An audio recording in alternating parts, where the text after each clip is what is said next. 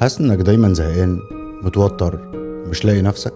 بتصحى من النوم مش طايق اليوم، بتحس انك غرقان في افكارك، وكل ما تحاول تخرج الدنيا بتشدك لتحت تاني. بتجرب وتفشل، بتتكلم ومحدش فاهمك فتسكت وتحس انك بتتخنق اكتر، وكل حاجة حواليك بتقولك خليك قوي، بس مفيش حد شايف اللي جواك. تعالى نبدأ من الاخر. اللي بتحس بيه مش ضعف، الزهق اللي جواك مش عيب، وكونك مش قادر مش معناها انك فاشل. دي علامات انك محتاج تهدى مش تكمل جري.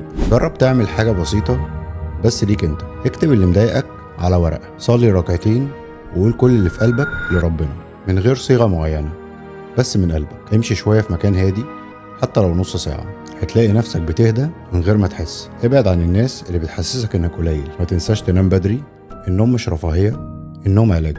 وافتكر دايما مفيش حياة بتتظبط في يوم وليلة، ومفيش وجع بيفضل للأبد، وانت مش لوحدك حتى لو حسيت بكده. محدش فينا قوي طول الوقت، بس كلنا نقدر ناخد نفس ونبدأ من جديد. وافتكر الخطوة الصغيرة اللي بتاخدها النهاردة ممكن تغير مستقبلك كله. حياة سوية مع إسلام أنور، والسلام عليكم.